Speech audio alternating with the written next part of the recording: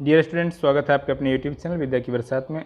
आज हम लोग नवंबर के संस्कृत विषय के चौथे पाठ चत्वारः वेदाः का अध्ययन करने जा रहे हैं। पाठ का परिचय प्राप्त कर लें। भारतवर्ष से सांस्कृतिक निधिषु वेदाः प्रधान पदम धारयन्ति। भारतवर्ष के सांस्कृतिक निधियों में वेद प्रधान पद यानी मुख्य पद धारण करते हैं, यानी इनका बहुत महत्व है।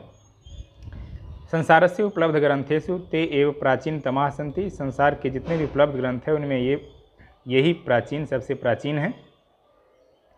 भारतीयाः सर्वेपि वेद संबंधेन गौरवम अनुभवन्ति। सभी भारतीय वेद के संबंध में गौरव अनुभव करते हैं। ज्ञानस्य पर्याय एव वेदो वर्तते। ज्ञान का पर्याय वेद है, ज्ञान का पर्याय ही वेद है।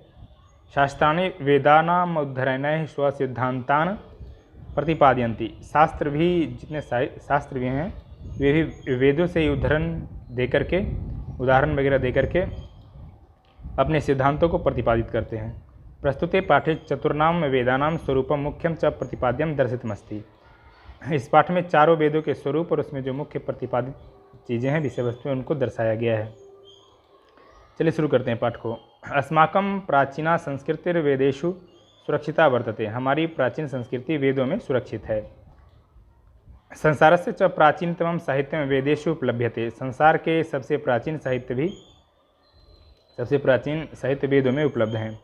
सप्तसिंधु प्रदेशे निवसन्तः ऋष्यस्तात्कालिकं सर्वं ज्ञानं वेद रूपं धारयन्। सात नदियों के प्रदेश के उस समय जो सप्तसिंधु प्रदेश के रहने वाले जितने भी उस समय के तात्कालिक ऋषि थे, उनका सभी ज्ञान वेद के रूप में धारित है, विद्यमान है। विशेषतो यज्ञ संचालनाय एकस्यापि वेदस्य चत्वारि रूपाणि कृतान्यासन। विशेषकर एक यज्ञ के संचालन के लिए एक ही वेद के 4 रूप किए गए हैं। अतएव चत्वारो वेदाः इति परंपरा प्रवृत्ता। इसलिए 4 वेदों की यह परंपरा है। ते च वेदाः ऋग्वेदः यजुर्वेदः सामवेदः अथर्ववेदश्चेति सन्ति। ये वेद ऋग्वेद, यजुर्वेद, सामवेद और अथर्ववेद हैं। ऋग्वेदः प्राचीनतमान् मंत्रान् धारयति। ऋग्वेद सबसे प्राचीन मंत्र धारण करते हैं। चारों वेदों में सबसे प्राचीन वेद ऋग्वेद ही है। अतएव इतिहासस्य विद्वांस्तस्य महत्त्वमतितरां मन्यन्ते। इसलिए इतिहास के विद्वान इसका और अधिक महत्व मानते हैं इसके। अयम वेदो 10 मंडलेषु विभक्तः। यह वेद 10 मंडलों में 10 समूहों में विभक्त है। प्रतिमंडलम च ऋक् समूह रूपाणि सूक्तानि बहूनि विद्यन्ते। प्रतिमंडलों में ऋक् समूह के रूप में बहुत सारे सूक्त हैं। सूक्तानाम देवताः ऋषयः छंदांसि च पृथक सन्ति। सूक्तों के देवता, ऋषि और छंद अलग अलग हैं। संपूर्ण ऋग्वेदे 1028 सूक्तानि 10,552 ऋचाः वर्तन्ते। संपूर्ण ऋग्वेद में 1028 सूक्त हैं, 10,552 ऋचाएँ हैं। ऋचः एवं मंत्राः अपि कथ्यन्ते। ऋचाओं के मंत्र भी कहा जाता है। ऋग्वेदे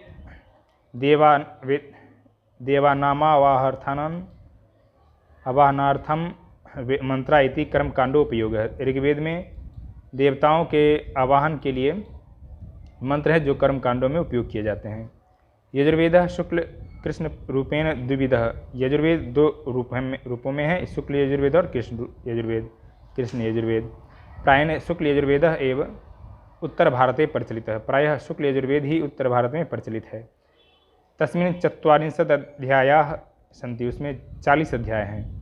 अध्यायस्वे अनेके गद्य पद्यात्मका मंत्राः सन्ति। अध्यायों में अनेक गद्य और पद्य के रूप में मंत्र हैं। तेषु मुख्यतयो विविध कर्म संपादनाय विधयो दर्शिताः। उनमें मुख्य रूप से विविध कर्मों के संपादन के लिए नियम दर्शाए गए हैं। यजुर्वेदस्य अर्थ एव वर्तते यज्ञवेदः। यजुर्वेद का अर्थ ही यज्ञवेद है। प्रचलिते शुक्ल यजुर्वेदे 1975 मंत्राः संकलिताः। प्रचलित शुक्ल यजुर्वेद में 1975 मंत्र संकलित हैं। यज्ञस्वस्य वेदस्य व्यापकः प्रयोगः। यज्ञ में इस वेद का व्यापक प्रयोग है। सामवेदः प्रायेण ऋग्वेदस्य ज्ञात्मकैर्मन्त्रैः संकलितः। सामवेद में प्रायः ऋग्वेद के गाने योग्य मंत्र संकलित हैं। तत्र यज्ञे समाहुतानां देवानां प्रसादनं लक्ष्यमस्ति। वहाँ पर यज्ञ में बुलाए गए देवताओं को प्रसन्न करना लक्ष्य है। प्रसादनम च गानेन भवति, और प्रसन्न करने का काम गाना से होता है, संगीत से होता है, गाने से होता है। अतएव सामवेदस्य गायकाः उद्गाताराः कथ्यन्ते, इसलिए सामवेद के गायक वेद पाठी कहलाते हैं। भारतीयम संगीतम सामवेदादेव प्रारभते, भारतीय संगीत का प्रारंभ सामवेद से हुई है। सामवेदे 1075 मंत्राः सन्ति, सामवेद में 1075 मंत्र हैं। सामवेदश्च पूर्वार्चिक उत्तरार्चिक भागयोः विभक्तः, सामवेद भी पूर्वार्चिक और उत्तरार्चिक भागों में विभक्त है। अथर्ववेदो लौकिकम वैज्ञानिकम च विषय विशेषेण धत्ते, अथर्ववेद में लौकिक और वैज्ञानिक विषय विशेष रूप से धारण करता है अथर्ववेद। अयम 20 कांडेषु विभक्त है, 20 कांडों में विभक्त है। प्रतिकांडम च सूक्तानि वर्तन्ते, प्रत्येक कांड में सूक्त हैं। सूक्तेषु च ऋग्वेदवत मंत्राः सन्ति, सूक्तों में भी ऋग्वेद के समान मंत्र हैं। संपूर्ण अथर्ववेदे 730 सूक्तानि 5987 मंत्राश्च विद्यन्ते, संपूर्ण अथर्ववेद में 730 सूक्त 5987 और 5987 मंत्र हैं। अत्र 12 कांडे भूमि सूक्तम वर्तते, यत्र मातृभूमेः स्तुतिर्विस्तरेण कृता, यहाँ 12वें कांड में भूमि सूक्त है, जहाँ मातृभूमि की स्तुति विस्तार से की गई है। एते सर्वे वेदाः मंत्राणां संकलनत्वेन संहिताः अपि कथ्यन्ते, ये सभी वेद और मंत्र जो हैं वो संकलित रूप से संहिता भी कहे जाते हैं। तदनंतरम तद व्याख्यारूपाणि ब्रह्मणानि बहूनि वर्तन्ते कर्मकांड पराणि, इसके बाद इनके व्याख्या के रूप में ब्राह्मण और बहुत सारे कर्मकांड भी हैं। दार्शनिक चिंतन पराणि आरण्यकानि, शुद्ध दर्शन पराः उपनिषदश्च विकसिताः, दार्शनिक चिंतन, आरण्यक, शुद्ध दर्शन शास्त्र, उपनिषद ये और उपनिषद विकसित किए गए हैं। सर्वेप्येते वेद संहितानां कृते पृथक पृथक सन्ति, ये सभी वेद संहिता के भिन्न रूप हैं।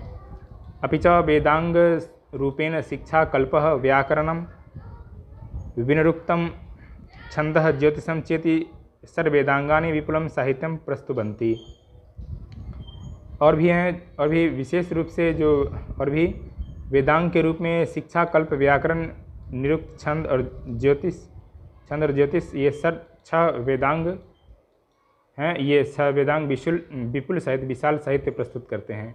सर्वमिदं मिलित्वा विशालम वैदिकम साहित्यमिति वर्तते, सब मिलाकर के ये सभी मिलकर विशाल वैदिक साहित्य के रूप में विद्यमान हैं, मौजूद हैं, उपलब्ध हैं। इस प्रकार इस पाठ का अर्थ आपने समझा। मिलते हैं फिर नेक्स्ट वीडियो में, तब तक के लिए जय हिंद।